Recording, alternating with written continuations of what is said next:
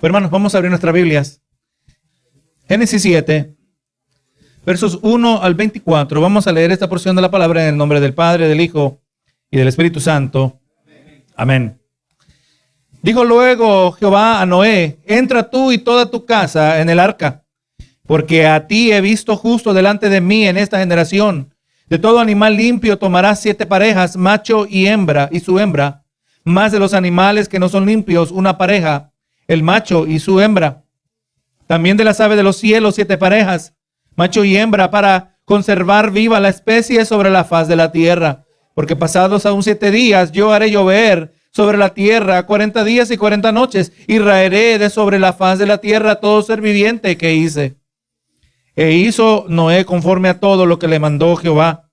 Era Noé de 600 años cuando el diluvio de las aguas vino sobre la tierra. Y por causa de las aguas del diluvio entró Noé al arca, y con él sus hijos, su mujer y las mujeres de sus hijos, de los animales limpios y de los animales que no eran limpios, y de las aves y de todo lo que se arrastra sobre la tierra. Y de 2 en 2 entraron con Noé en el arca, macho y hembra, como mandó Dios a Noé. Y sucedió que al 7º día las aguas del diluvio vinieron sobre la tierra. El año 600 de la vida de Noé, en el mes segundo, a los 17 días del mes, aquel día, fueron rotas todas las fuentes del grande abismo, y las cataratas de los cielos fueron abiertas, y hubo lluvia sobre la tierra 40 días y 40 noches. En este mismo día entraron Noé y Sem, Cam y Jafet, hijos de Noé, la mujer de Noé, y las 3 mujeres de sus hijos, con él en el arca, ellos, y todos los animales silvestres según sus especies, y todos los animales domesticados según sus especies, y todo reptil que se arrastra sobre la tierra según su especie, y toda ave según su especie, todo pájaro de toda especie. Vinieron pues con Noé al arca de 2 en 2 de toda carne en que había espíritu de vida, y los que vinieron, macho y hembra de toda carne vinieron, como le había mandado Dios, y Jehová le cerró la puerta. Y fue el diluvio 40 días sobre la tierra, y las aguas crecieron y alzaron el arca, y se elevó sobre la tierra. Subieron las aguas y crecieron en gran manera sobre la tierra, y flotaba el arca sobre la superficie de las aguas. Y las aguas subieron mucho sobre la tierra, y todos los montes altos que había debajo de todos los cielos fueron cubiertos. 15 codos más altos subieron las aguas después que fueron cubiertos los montes.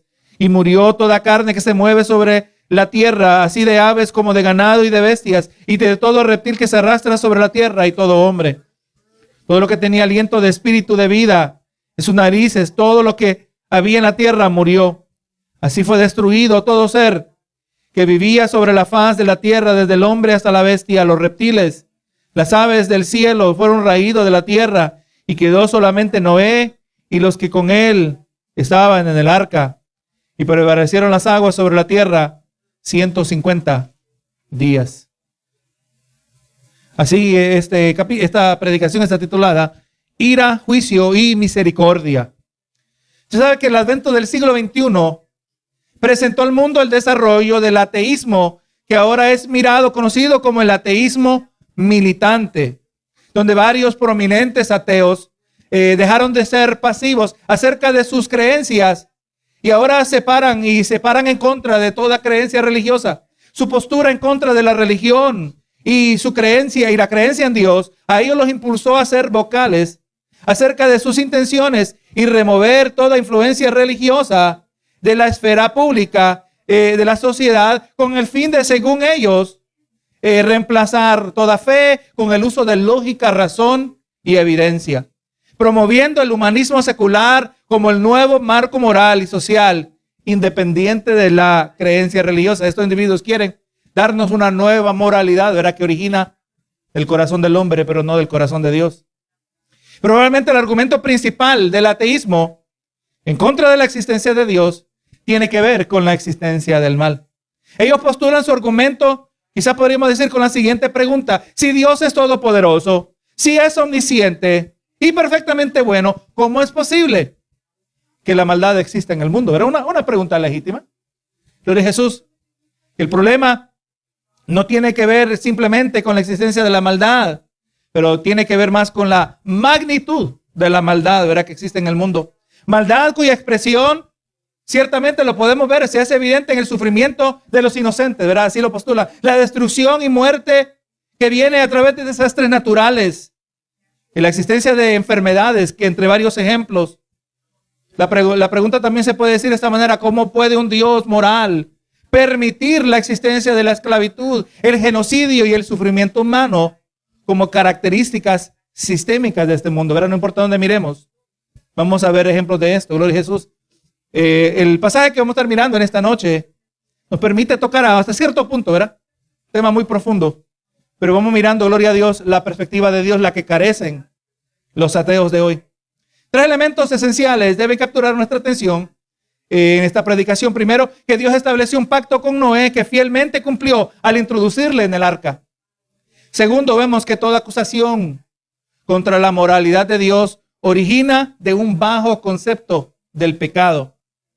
Tercero, veremos que es posible aceptar que Dios ciertamente protegió toda vida animal en el arca, no como los críticos, ¿verdad?, que dicen que es imposible que esto se haya llevado a cabo. ¿Cómo es posible? En todo esto vamos a mirar cómo es posible que un Dios bueno sea capaz de matar prácticamente a toda la humanidad de la tierra. En el proceso causar la muerte de incalculables números de animales terrestres, ¿verdad? Vamos a estar mirando acerca de eso. La semana pasada pudimos explorar el capítulo 6, donde Dios informa a Noé acerca de sus planes hacia la humanidad. Dios le presenta sus planes de juicio y destrucción, pero vemos que es un juicio a un nivel cataclísmico, donde Dios brinda a Noé instrucciones específicas del arca, donde Dios proporcionó las medidas específicas para lo que esencialmente habría de ser un gigantesco cajón flotante. Este no era un barco, hermanos. Un barco se puede navegar, se puede mover, se puede dirigir. Este era un cajón flotante, un refugio que flotaba.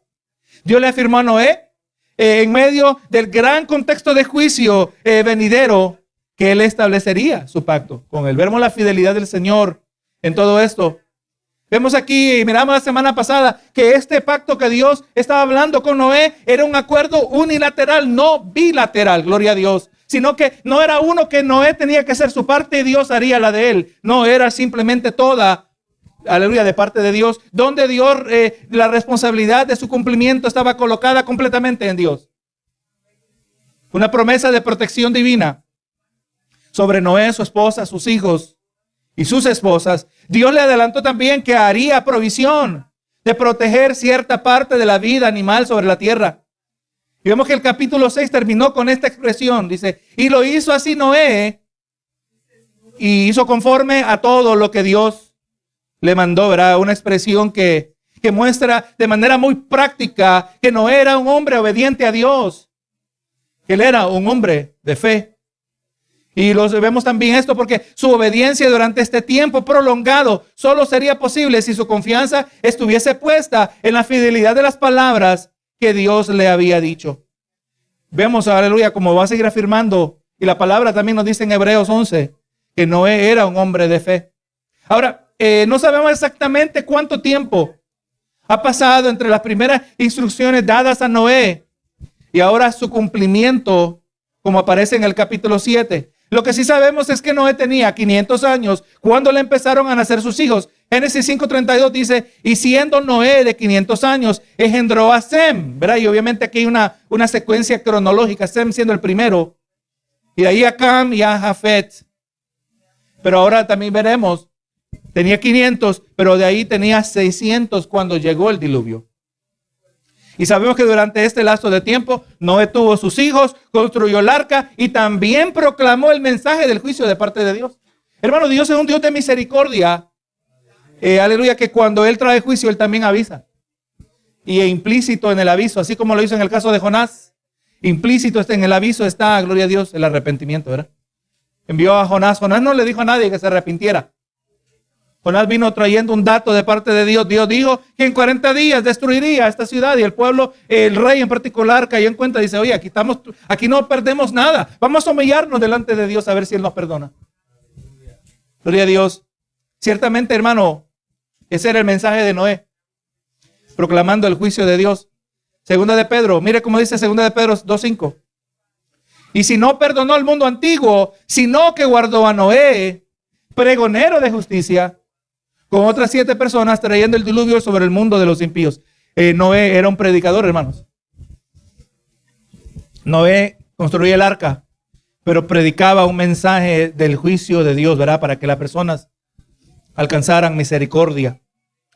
Ahora, hermanos, vemos que el tiempo se ha cumplido y la oportunidad de arrepentirse. Y ahora en el capítulo 7, la oportunidad de arrepentirse se ha acabado. Dice el verso 1, dijo luego Jehová a Noé, entra tú y toda tu casa en el arca, porque a ti he visto justo delante de mí en esta generación.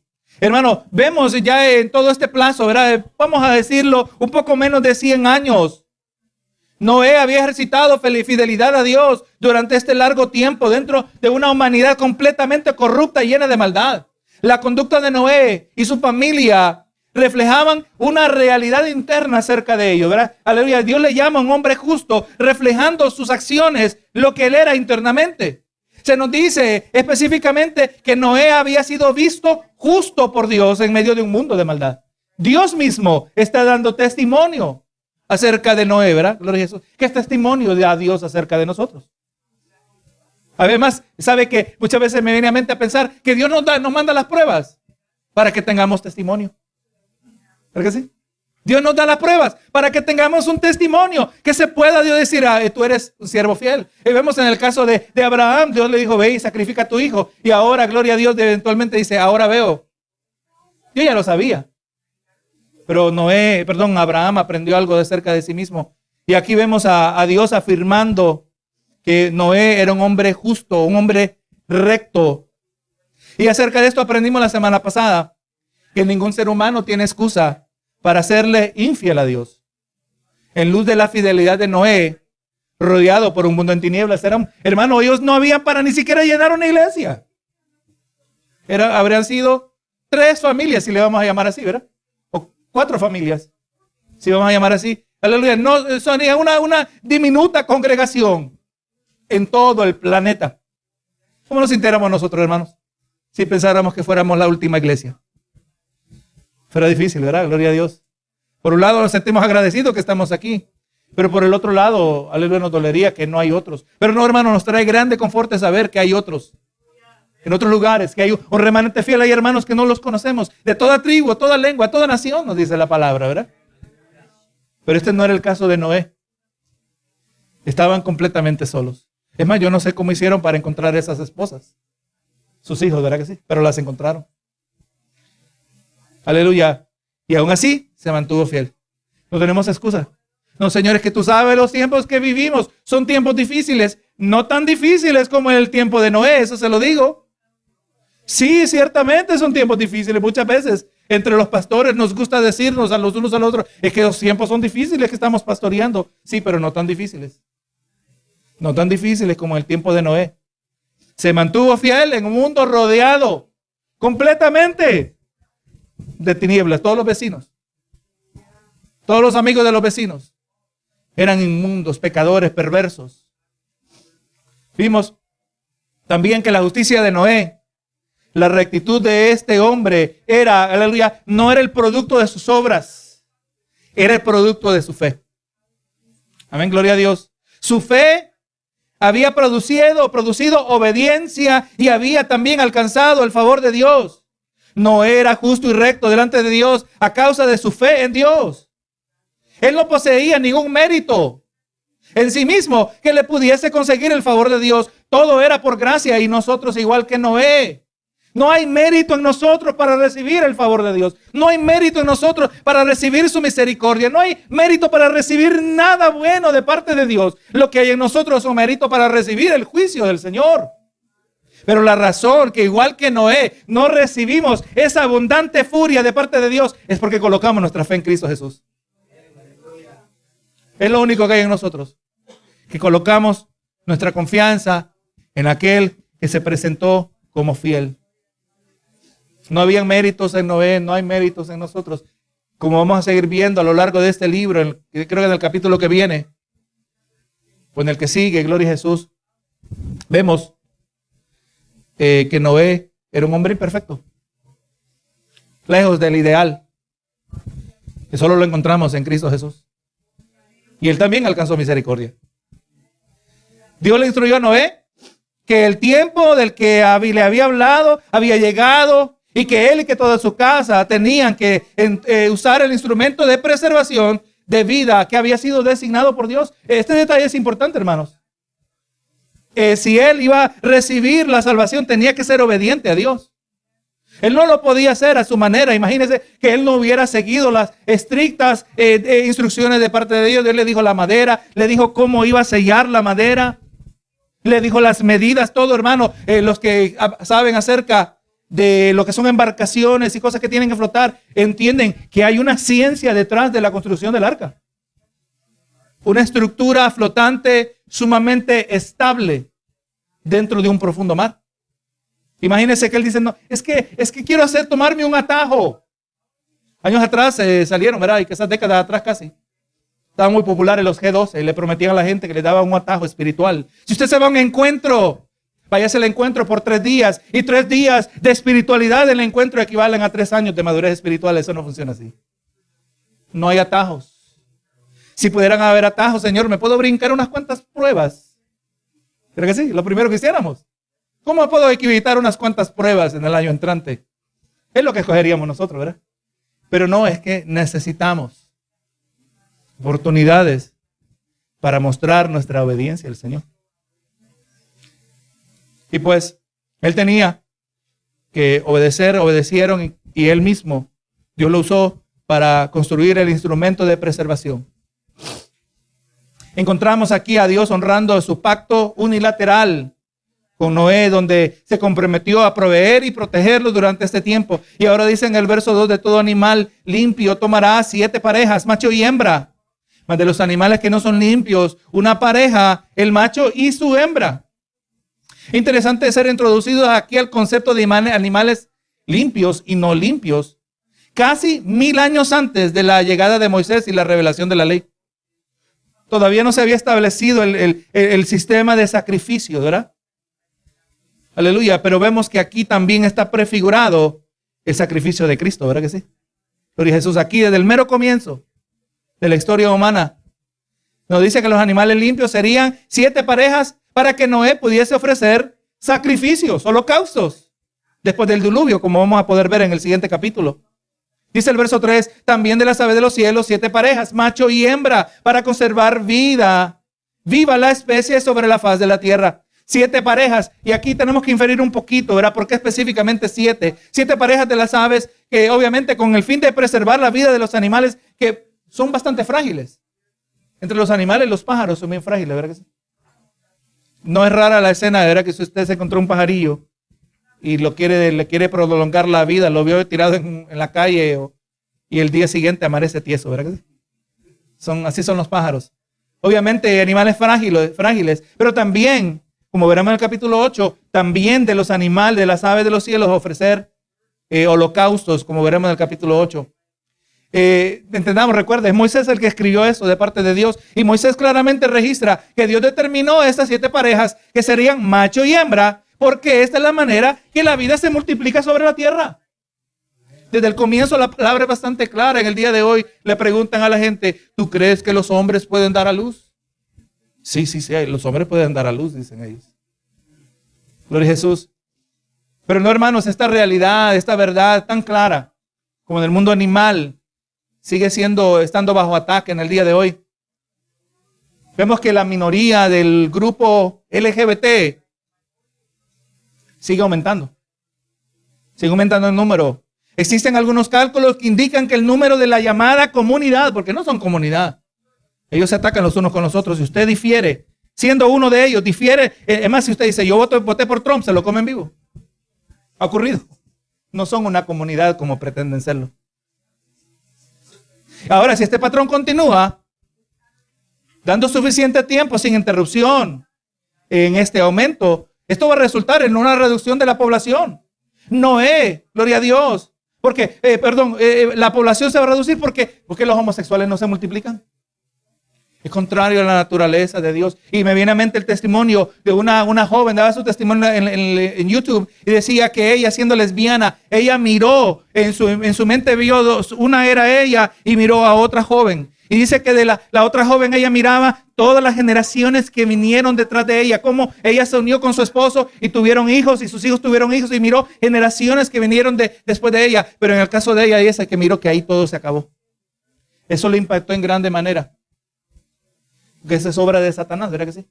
El maligno siempre ha querido trastornar la raza humana. Gloria a Dios, es cuando más son vigentes y relevantes las verdades que encontramos aquí en el libro de Génesis, ¿verdad? Hermano, Noé tenía que estar seguro que existen los animales en su debida proporción conforme a los propósitos de Dios. Y ahora dice el verso 4, porque pasados aún 7 días, yo haré llover sobre la tierra 40 días y 40 noches, y raeré de sobre la faz de la tierra a todo ser viviente. Es importante, hermano, que miremos cómo se nos va detallando aquí el plan de Dios.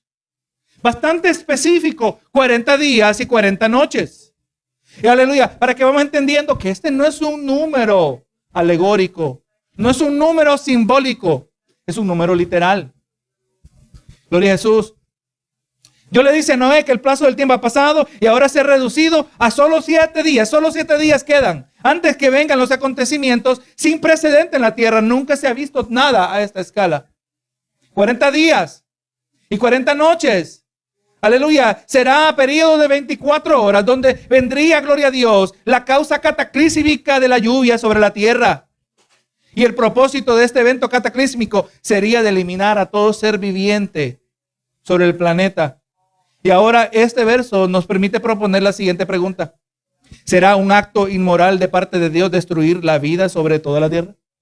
¿Será inmoral de Dios? ¿Sabe que los ateos y otros proponentes o oponentes a la autoridad y veracidad de la Biblia argumentan que entre varios eventos registrados en el Antiguo Testamento son eventos contrarios al carácter moral de Dios? Dicen el carácter moral de Dios se define conforme al Nuevo Testamento. Pero el del Antiguo, dicen, es diferente. Y aquí el del Antiguo contradice al del Nuevo. Por lo tanto, rechazamos el Antiguo Testamento, dicen estos. Negando, ¿verdad? Disminuyendo la autoridad de la palabra del Señor cuando nosotros ya claramente hemos visto en el Nuevo Jesús. Es más, todavía no existía el Nuevo Testamento. Y dijo Jesús que todas las Escrituras hablaban de Él. Él está hablando del Antiguo Testamento. Él no tenía problema con el Antiguo Testamento. Pero los ateos y los que se oponen a la verdad, a la palabra como autoritativa, dicen, esto que vemos aquí es contrario al carácter moral de Dios, dicen ellos. Y vemos que aún aquellos que no niegan la existencia de Dios, afirman que el Dios del Antiguo Testamento es diferente. El Dios del Antiguo Testamento es diferente al Dios del Nuevo, dicen ellos. Por lo general, esas acusaciones morales contra Dios surgen de un bajo concepto de pecado. Al ellos minimizar la realidad, el peso, la magnitud, el carácter abominable del pecado, el que la misma palabra le llama vómito, ¿verdad que sí? Algo asqueroso. Al minimizar el carácter sucio del pecado, se hace bien fácil juzgar a Dios. En ese caso, en el caso del diluvio, se nos brinda claridad acerca de la condición moral y espiritual de la raza humana. Leímos en Génesis 6:5, dice, y vio Jehová que la maldad de los hombres era mucha sobre la tierra y que todo designio de los pensamientos del corazón de ellos era continuo de solamente del mal. Era de continuo solamente el mal. Ellos estaban pensando solo en hacer la maldad. ¿Usted recuerda? Leímos en Proverbios, donde describe esta clase de hombres y mujeres deplorables que no se pueden ir a dormir hasta que le han hecho una maldad a alguien. El pecado es malo, hermanos. El pecado es más malo de lo que nosotros quizás nos damos cuenta. Y tengamos cuidado de no caer, aunque levemente, en ese error. No minimicemos el precio del pecado. No minimicemos la mancha del pecado que mora en todos nosotros.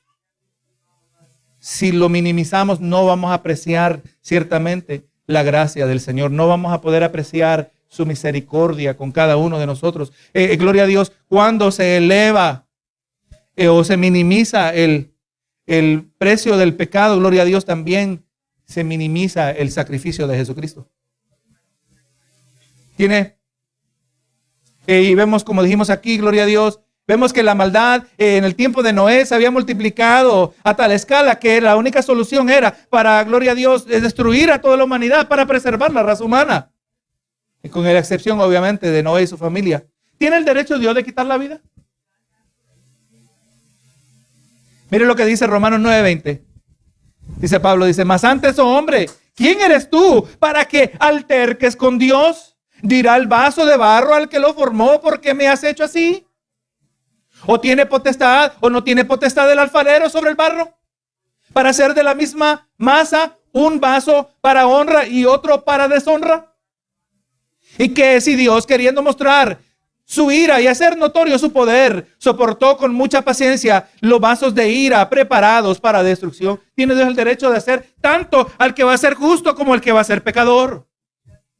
El que va a ser justo es justo porque, aleluya, por escoger al Señor, por aceptar la oferta. Y el que se pierde va a ser un impío porque rechazó la oferta, ¿verdad que sí? Pero ambos los hizo Dios. Y a ambos Dios los hizo sabiendo lo que ambos iban a escoger. Nadie puede altercar. El pecador que se va al infierno, pues no puede decir, ¿por qué me hiciste para que me vaya al infierno? Como que si fuera culpa de Dios. El que se va al infierno es culpa de sí mismo, ¿verdad que sí? No podemos. ¿Quién? Dice aquí el apóstol Pablo, ¿quién eres tú para altercar contra Dios? Eso le decimos al ateo. Ateo, ¿quién eres tú para criticar a Dios? Para juzgar la moralidad de Dios. ¿Tiene Dios el derecho de quitar la vida? Como vamos mirando. Y vamos a mirar un momento. La vida origina en Dios. La vida le pertenece a Dios. Es posible que el oponente a la moralidad de Dios, pero dice, pero que dé la vida del inocente. Ok, yo puedo entender que le quite la vida a los pecadores, los maleantes, a los borrachos, a los malhechores, pero que dé la vida inocente. ¿Será que no habían niños inocentes en el diluvio? ¿No existen en el día de hoy personas inocentes? Ahora, déjeme tomar este momento para hacer una necesaria distinción en la manera que nosotros usamos la palabra inocente en el día de hoy e inocente como es usado en la palabra del Señor. Por lo general, cuando nosotros nos referimos a uno que es inocente, es en el sentido de que carece de culpabilidad criminal ante la sociedad, ¿verdad que sí? Una persona inocente bien puede ser una persona que es vista como un miembro de la sociedad, que hasta contribuye al bienestar de la comunidad. Y esta persona inocente ciertamente puede puede vivir toda su vida sin violar ninguna ley. Es posible, esta persona inocente ni excede el límite de velocidad, nunca le roba al gobierno en sus impuestos. Hay personas así. Y esta persona muere como víctima de un crimen. Y es designada, ¿verdad? Esta persona inocente no se merecía lo que le pasó. Pero si le preguntamos a Dios, Él nos va a dar una respuesta diferente. Sí, esa persona ciertamente era criminalmente inocente. Pero como dice el salmista David, aquí en el Salmo 51:5 está hablando, aún desde ser niño, dice, he aquí, en maldad he sido formado y en pecado me concibió mi madre. ¿Cómo nació David? David está diciendo, nací un pecador. No es lo mismo decir que nació pecador que nació inocente, ¿verdad? Una distinción. O Romanos 3:10 al 12 dice, como está escrito, no hay justo ni aún uno, pero recién nacido sí justo. No dice, no hay ni uno. No hay quien entienda, no hay quien busque a Dios. Todos se desviaron, a una se hicieron inútiles. No hay quien haga lo bueno, no hay ni siquiera uno, hermano. No, pero mi bebé sí. No, ni siquiera uno. Entonces vamos viendo que inocencia ante los ojos de los hombres no es lo mismo que inocencia ante los ojos de Dios, ¿verdad? Una es definida en términos criminales, legales, pero cuando consideramos la dimensión espiritual, nadie es inocente. Una persona puede estar libre de criminalidad, pero nunca será inocente por cuanto todos pecaron. ¿Los bebés pecan? ¿Los niños de 2, 3 años pecan? Sí pecan. Lo único que por no tener el uso de la razón, no les es contado su pecado, ¿verdad? Un niño, parte de esta tierra y parte delante del Señor. Pero delante de Dios no es inocente. Ninguno lo somos. Así que cuando una persona inocente muere, no es simplemente una tragedia que pudo haber sido evitada Pero tenemos que afirmar que fue un acto de Dios donde el pecador sin arrepentimiento recibe el justo juicio de Dios. Claro, a una persona que se desconoce su vida, que muere, uno dice que repentina e inesperada la muerte de este individuo. No lo puedo creer que lo mataron. Pero si murió sin Cristo, yo no tengo que ser profeta. Solo tengo que leer lo que la palabra dice. Si murió sin Cristo, recibió el juicio de parte de Dios. Es decir, porque en realidad no hay nadie inocente. Entonces vamos viendo que comprendiendo esas categorías bíblicas, vamos desmantelando los argumentos de aquellos que se oponen a la palabra del Señor, ¿verdad? Que tratan de juzgar a Dios creando sus propias categorías morales cuando la moralidad verdaderamente origina en Dios. Sin Dios no sabemos lo que es bueno y lo que es malo. Le dicen al ateo, tú que dices que existe la maldad, ¿cómo tú sabes que existe la maldad sin poder afirmar que existe el bien? Pero ¿cómo tú sabes que existe el bien sin tomar prestado de la Biblia para definir el bien? ¿Usted sabe que el ateo tiene que tomar prestado de la Biblia para argumentar en contra de la existencia de Dios? Qué ridículo, ¿verdad que sí? Por eso la palabra dice que el ateo, dice el necio en su corazón, no hay Dios. El ateo es un necio. Gloria a Dios. Hermano, Dios da la vida y tiene el derecho de quitar la vida. Especialmente cuando consideramos que la vida humana y la vida animal no existen independientes de Dios. No existen fuera de Dios. Dios no vino, aleluya, y vino y prendió el carro y le echó gasolina y de ahí lo empujó y salió corriendo y sigue marchando el carro. No, gloria a Dios. La vida humana no es así. Dios llenó el tanque y seguimos viviendo independientes de Dios. No, hermano. Cada segundo que vivimos es una decisión de Dios. Amén. El Señor corta la luz y ahí se acabó todo. El hecho que estamos vivos está diciendo, sigue viviendo. Exactamente así, hermano. Es como que pudiéramos escuchar la voz de Dios diciendo, sigue viviendo cada segundo. Es una decisión de Dios porque Dios es la fuente de la vida. Amén. Y la vida está conectada a Él. Él es el camino y la verdad y la vida. Ahora, así que cuando se pierde la vida, aleluya, esta fue decisión de Dios. Y cuando muere el inocente, nos damos cuenta que no hay inocentes. Por cuanto todos pecaron. Por cuanto todos somos. Por cuanto todos nacimos pecadores. Ahora entendamos esto. Eso no quiere decir que los actores de violencia, destrucción y muerte están justificados en lo que hacen. No vamos a negar que existe la maldad y no vamos a negar que existe la maldad a través de hombres y mujeres malas. Ellos no están justificados, aunque Dios es el que da la vida y quita la vida. Pero Deuteronomio 32:35 dice, mía es la venganza y la retribución. A su tiempo su pie resbalará, porque el día de su aflicción está cercano y lo que les está preparado se apresura. La venganza es de Dios. Dios es el único que tiene el derecho sobre la vida y la muerte. El que se adelanta y, aleluya, y se presta a ser un instrumento de violencia, destrucción y muerte, le va a tener que rendir cuentas al Señor. Y tenemos mucha evidencia en la palabra del Señor. Habacuc quejando, Señor, ¿hasta cuándo? ¿Hasta cuándo vas a castigar el pecado que hay en mi pueblo? Dios le dice, si te cuento no me vas a creer. Y no le creyó, no lo quería aceptar. Te voy a mandar a los babilónicos. Habacuc decía, ¿cómo va a ser esto? Si estos son más malos que nosotros. ¿Cómo va a ser? Fue un turbulento momento para el profeta. Y nosotros conociendo la historia de los babilónicos, como lo vemos en el libro de Daniel, sabemos que los babilónicos fueron usados, aunque eran malos, fueron usados como instrumento de juicio por Dios. El hecho que Dios los usó no quiere decir que eran buenos. Y aún ellos en el proceso de ser usados como instrumento de juicio sobre el pueblo de Dios, ellos también pecaron. En el proceso se les pasó la mano. Y de ahí Dios envió al imperio medo-persa, que juzgó al pueblo babilónico. Y también el pueblo medo-persa, por siendo paganos, siendo malos, ellos también pecaron contra Dios. Eventualmente vino el siguiente imperio de los griegos. Hermano, vemos así. Recuerden, nosotros no tenemos problema con esto porque hemos aceptado que Dios, si es necesario, va a usar al mismo diablo para realizar sus propósitos. Así que si va a usar a los diablitos, tampoco nos causa problema, ¿verdad que sí?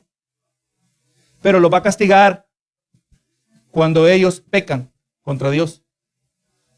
Y dice el verso 5, E hizo Noé conforme a todo lo que le mandó. Jehová una vez más se nos afirma. ¿Por qué es que Noé recibió gracia de parte de Dios? Y esto fue a causa de su obediencia. La semana pasada establecimos que hay una relación estrecha e inseparable entre la fe y la obediencia. Santiago lo dijo de esta manera, ¿verdad? Muéstrame tu fe sin tus obras y yo te mostraré mi fe por mis obras. Usted quiere mover a alguien que tiene obediencia, que tiene fe al Señor. Mire su obediencia. Y si mira que no hay obediencia, esa persona no tiene fe. Son inseparables. O el refrán que vino de la Reforma, ¿verdad? Somos salvos por la fe sola. Pero la fe que salva nunca está sola. La fe, la verdadera fe está acompañada de obras que reflejan el carácter de Dios. Y ahora el verso 6. Era Noé de 600 años cuando el diluvio de las aguas vino sobre la tierra. Así que, hermano, ya vemos que 100 años habían pasado entre el nacimiento del primero de los hijos de Noé, o del primero de los hijos de Noé, y ahora la llegada del juicio de Dios por medio del diluvio. Y el verso 7 dice, y por causa de las aguas del diluvio entró Noé en el arca y con él sus hijos, su mujer y las mujeres de sus hijos. Vemos que Noé estuvo seguro de dedicar estricta atención a las instrucciones de Dios en el tiempo indicado. Tenían el arca para ser protegido de las aguas que habrían de llegar. Y recordemos que este era un evento sin precedente, puesto que nunca había llovido sobre la tierra. Según Génesis 2:5 y 6, ¿verdad? No había llovido, por eso en parte no le creían. Dice el verso 8, de los animales limpios y de los animales que no eran limpios y de las aves y de todo lo que se arrastra sobre la tierra, de dos en dos entraron con Noé en el arca, macho y hembra, como mandó Dios a Noé. Vemos que ahora estos versos 8 y 9 registran que Noé no tuvo que salir a capturar a cada pareja de animales. Él no se convirtió en el cazacocodrilos, ¿verdad? No le tocó ir por toda la región, por todo el planeta, buscando cada pareja de animales. Vemos que todas las clases de animales, limpios y no limpios, las aves, los reptiles, y a cada uno recibió un decreto divino. Debe de ir al arca. Dios le mandó a los animales a ir. ¿Sabe que tenemos varios ejemplos de animales obedeciendo los mandatos de Dios? Como por ejemplo tenemos el pez enviado a tragarse al profeta Jonás en Jonás 1:17. O los cuervos encargados de alimentar al profeta Elías en Primera de Reyes 17. O cuando Dios le mandó a los leones a no devorar al profeta Daniel en Daniel capítulo 6. Hermano, todo se sujeta a la voz de Dios. Los animales obedecen a Dios. Y Dios les dijo, váyanse al arca. Tú y tú, vayan al arca. Tú y tú aquí por allá, también al arca. Imagínense que a Noé le hubiera tocado, aleluya, serse un experto en vida animal, biológica y buscar a cada uno. No, Dios no le puso esta tarea. Los animales los llevó. Dice el verso 10, y sucedió que al séptimo día las aguas del diluvio vinieron sobre la tierra. Hermano, ya miramos que no solo los animales obedecen al mandato de Dios, pero la naturaleza también obedece al mandato de Dios y hace lo que Dios dice cuando Él dice. Dice el 11, el año 600 de la vida de Noé, en el mes segundo, a los 17 días del mes, aquel día fueron rotas todas las fuentes del grande abismo y las cataratas de los cielos fueron abiertas y hubo lluvia sobre la tierra 40 días y 40 noches. Conforme al tiempo de Dios fue desatado el diluvio inescapable sobre la tierra. Se nos dice que no solo se abrieron las cataratas de los cielos. ¿Se puede imaginar esa escena? Se abrieron las cataratas de los cielos que soltaron cantidades incalculables de agua que vino sobre la tierra. Pero también se nos dice que habían fuentes subterráneas de agua que también fueron abiertas. Y la lluvia cayó por 40 días y 40 noches. Como ya le había mencionado, ciertamente afirmando que este no era un periodo de tiempo figurado, era literal. Así fueron 40 días. Dice el 13, en este mismo día, ese detalle, pongamos atención, en este mismo día, Noé y Sem y Cam y Jafet, los hijos de Noé, la mujer de Noé y las 3 mujeres de sus hijos, con él en el arca. Entraron con él en el arca, ¿verdad? Ahora, no se nos olvide, porque recuerde, cuando nosotros interpretamos la palabra del Señor, debemos considerar todo el consejo de Dios, la totalidad de la palabra, para poder aplicar la palabra debidamente en nuestras vidas, especialmente porque tenemos toda la palabra del Señor. Y recordemos que hay un paralelo que Jesús estableció entre los días de juicio en el tiempo de Noé y de Lot y el tiempo de su venida para venir a juzgar la tierra. Lucas 17. Versos 26 al 30 dice, como fue en los días de Noé, así también será en los días del Hijo del Hombre. Hablando, ¿verdad? Cuando Cristo vuelva a juzgar la tierra. Así como en los días de Noé, dice 27, comían, bebían, se casaban y se daban en casamiento hasta el día que Noé entró en el arca y vino el diluvio y lo destruyó a todo. Vamos viendo, hermano, que, aleluya, vivían sus vidas como que nada estaba pasando, como que nada iba a pasar. Así vive el mundo de hoy, ¿verdad que sí? Además piensan que el mundo va a mejorar, especialmente con la ideología progresivista, con la ideología del marxismo, el socialismo, el comunismo y cuantos otros ismos hay por ahí, ¿verdad? Va a mejorar el planeta, hay más inclusividad. Comían y bebían y se daban en casamiento. Estas no necesariamente son conductas pecaminosas, pero indican que vivían su vida cotidiana hasta el día que Noé entró en el arca y vino el diluvio. ¿Cuándo vino el diluvio? El día que él entró en el arca. El mismo día. Este es un detalle importante. Asimismo, como sucedió en los días de Lot, comían, bebían, compraban, vendían, plantaban y edificaban. Otra vez, no son cosas necesariamente pecaminosas. Vivían su vida normal, dice, más en el día que Lot, otra vez, el día que Lot salió de Sodoma, llovió del cielo fuego y azufre y lo destruyó a todos. El mismo día. Así será el día en que el Hijo del Hombre se manifieste. En el mismo día, ver ese paralelo no lo podemos ignorar. Como hemos enseñado, hemos aprendido, conforme a la palabra del Señor, especialmente viendo este patrón, nosotros no creemos en la venida en el arrebatamiento de la iglesia y 7 años después, gloria a Jesús, la venida de Cristo. Nosotros creemos que el día que Cristo viene es el mismo día que se lleva a su iglesia y es el mismo día que comienza el juicio del Señor. Primera de Tesalonicenses 4:16 y 17 dice, porque el Señor mismo con voz de mando, con voz de arcángel y con trompeta de Dios descenderá del cielo, ¿verdad? Y los muertos en Cristo resucitarán primero. Cuando Él venga del cielo, no cuando Él venga al cielo. Cuando Él venga del cielo, los muertos en Cristo resucitarán primero. Y luego nosotros, los que vivimos, los que hayamos quedado, seremos arrebatados juntamente con ellos en las nubes para recibir al Señor en el aire. Y ahí estaremos siempre con el Señor. Entonces ahí solo vemos una faceta de lo que va a ocurrir en el día del Señor, ¿verdad? Apocalipsis nos trae el otro lado de la moneda.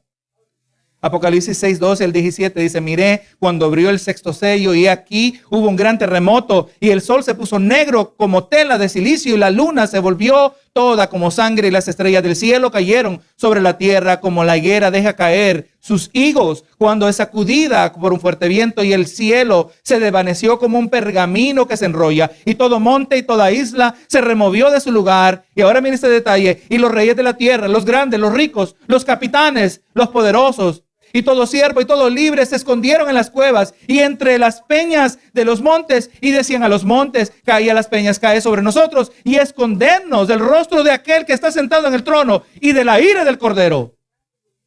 Porque el gran día de su ira ha llegado y ¿quién podrá sostenerse en pie? Por eso dijo Jesús, era como en los días de Noé, como en los días de Lot. El mero día que entró Noé, ese día comenzó el juicio. El mero día que Lot salió de Sodoma y Gomorra, ese mismo día cayó el azufre también, ¿verdad? Y el mero día que llega Cristo a juzgar la tierra, es el mismo día que Dios se lleva a su pueblo. Ese paralelo no lo podemos ignorar porque el mismo Jesús lo estableció, ¿verdad?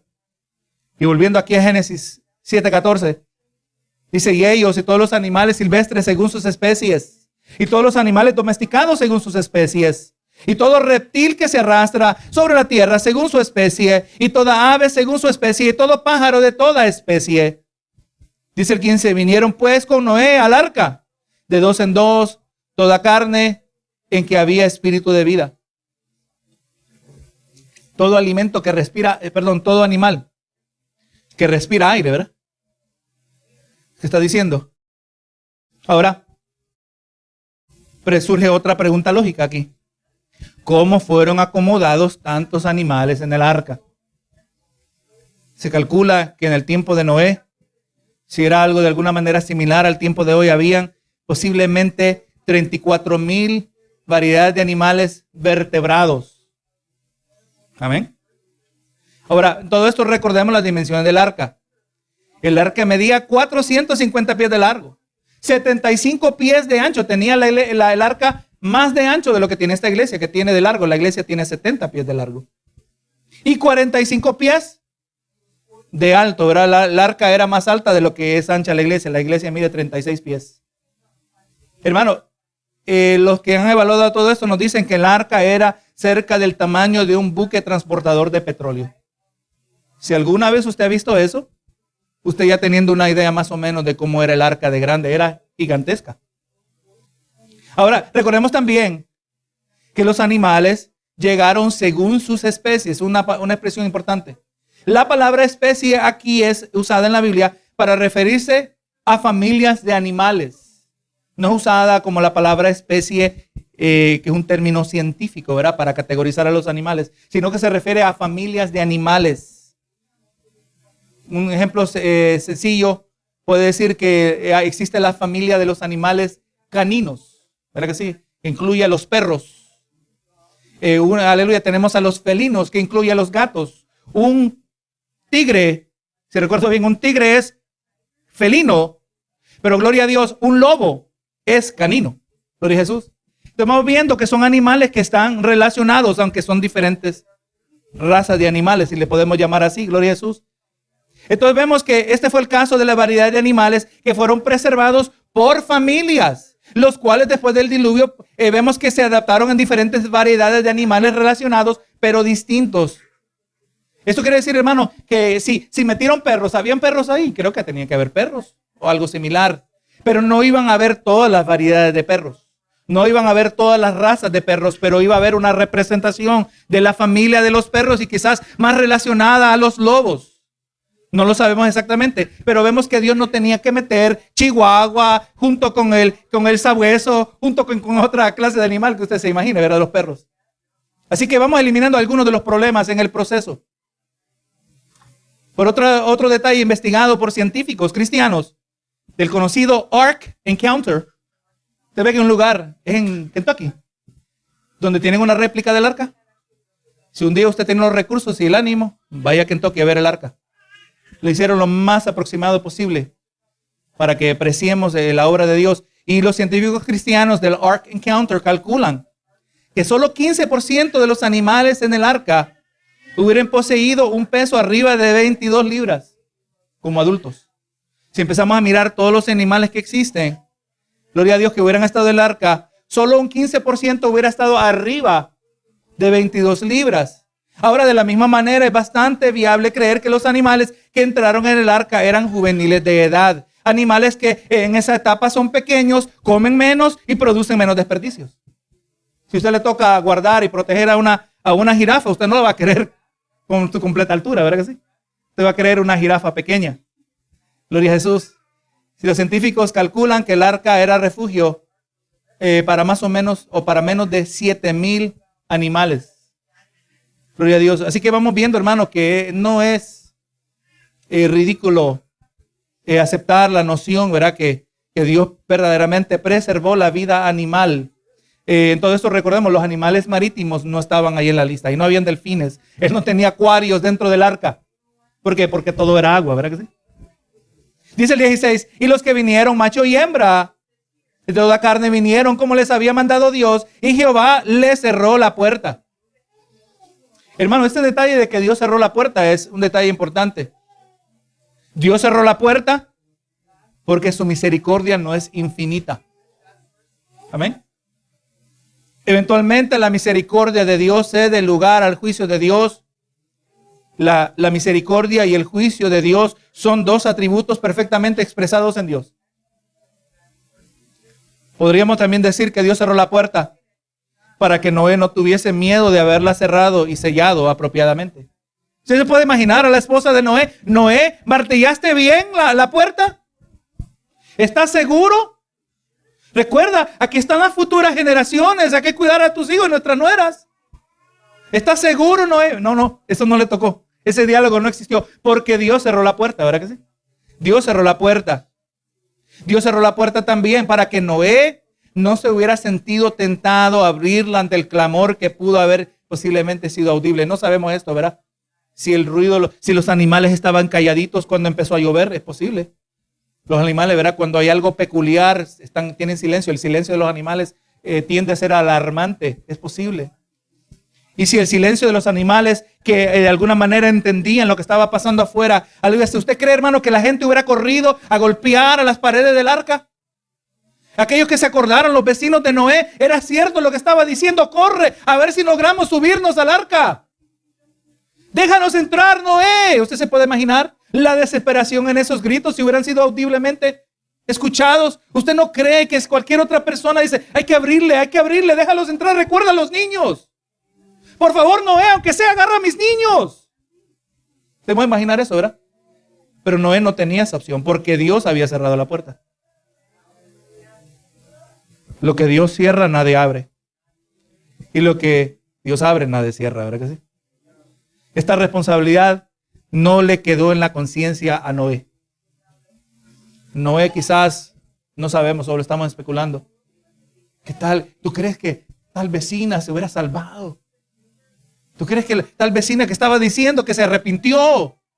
Obviamente nadie se había arrepentido, porque si se hubieran arrepentido, hubieran entrado al arca. Dios cerró la puerta. Esa fue la responsabilidad de Dios y no fue la responsabilidad de Noé. Quedó bien cerrada, bien sellada. Y ahora dice el 17, y fue el diluvio 40 días. Sobre la tierra las aguas crecieron y alzaron el arca y se elevó sobre la tierra y subieron las aguas y crecieron en gran manera sobre la tierra y flotaba el arca sobre la superficie de las aguas. El comentarista Richard Phillips dice: una lectura literal requiere que el nivel del mar tuvo que haber incrementado por 17,000 pies o más de 3 millas de altura a los niveles actuales de hoy. Si usted mide el agua hoy y midiera el agua en el tiempo de Noé, hubiera aumentado por más de 3 millas de altura. Más de 17,000 pies subió el nivel del agua. Algo que no podemos imaginar, ¿verdad? ¿Sí? 3 millas de altura de agua. El cual es la elevación arriba del monte Ararat, donde se nos dice en Génesis 8:4 que el arca reposó después del diluvio, después que el diluvio se retiró. Y mire ese detalle: una inundación de este tamaño habría de requerir que los océanos crecieran a un volumen multiplicado 8 veces, agregando 630 millones de millas cúbicas de agua. Hermano, ¿y se puede imaginar el peso? Sepa, y menciona aquí en breve, el diluvio explica los fósiles de los dinosaurios. No fueron millones de años de ser comprimidos por diferentes materias. Recuerde, vemos que para un fósil de dinosaurio o de cualquier otro animal, para ser preservado, tiene que ser sepultado rápidamente y comprimido bajo alta presión. Y lo dicen: no, eso fue un proceso de millones de años, dicen algunos o muchos científicos. Pero entonces, ¿cómo explican que hay huesos de fósiles que están sepultados atravesando diferentes capas de estrata? Así que dice, como todo cayó gradual, pero aparentemente usted ve que fue sepultado con diferentes materiales y todo al mismo tiempo. Así que vemos, gloria a Dios, y el peso incalculable de todo lo que se había movido y el peso incalculable del agua, empezó el proceso de la fosilización. Dice el 19, y las aguas subieron mucho sobre la tierra y todos los montes altos que había debajo de todos los cielos fueron cubiertos. 15 codos más alto subieron las aguas después que fueron cubiertos los montes. Si multiplicamos, nos dice 15 codos, se calcula que un codo mide como 18 pulgadas. Esto nos da un cálculo de como de 22 pies de agua arriba del monte más alto, del más alto de todos los montes. Y dice el 21, y murió toda carne que se mueve sobre la tierra, así de aves como de ganado y de bestias y de todo reptil que se arrastra sobre la tierra y todo hombre. Vemos, hermano, todo el planeta. Esto no era como algunos intérpretes de la Biblia dicen que era una inundación regional, una inundación local. Esta era completamente el planeta Tierra. Todo el planeta cubierto de agua. No hubo lugar elevado, no hubo montaña donde la vida humana ni animal pudiera escapar para refugiarse del juicio de Dios. Quizás lo habrán intentado, ¿verdad que sí? Vámonos al monte, pero el agua sigue subiendo. Entendamos, gloria a Jesús, aunque no vamos a entrar en detalle en eso aquí, pero toda la geografía del planeta cambió.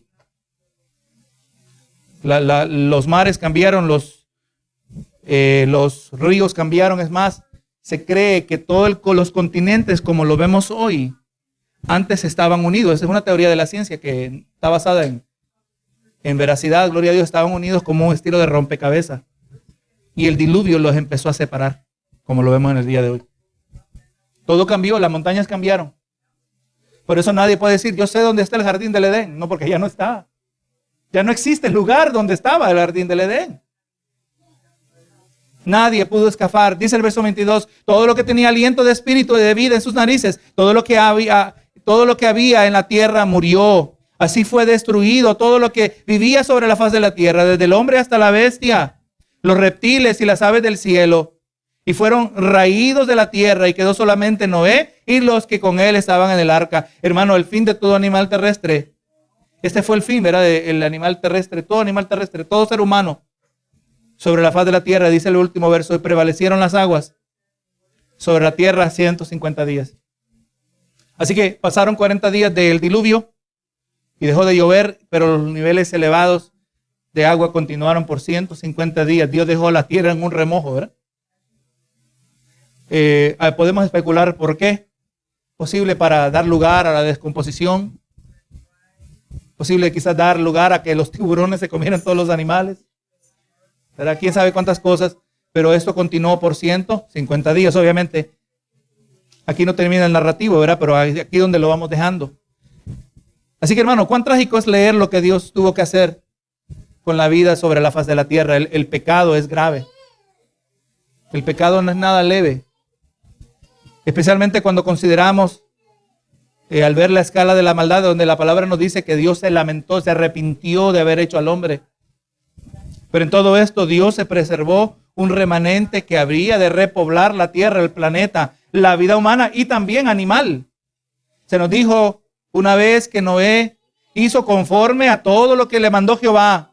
Vimos que Noé fue un hombre justo, un hombre de fe, un hombre obediente, fue un pregonero de justicia. Y por medio de su obediencia, Noé y su casa fueron preservados en el arca. Dios gobernó sobre toda la vida animal y declaró que llegarán al arca los animales que habrían de ser preservados.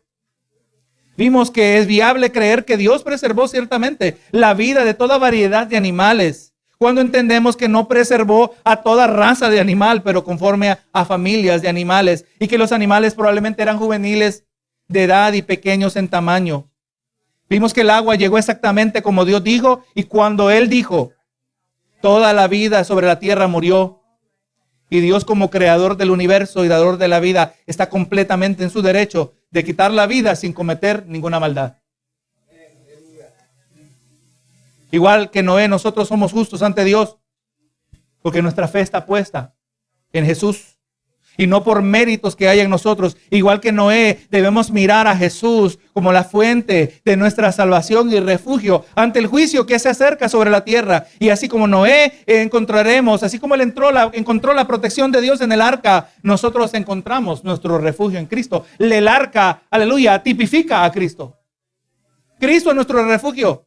Así que miremos a Cristo para escapar de la ira venidera.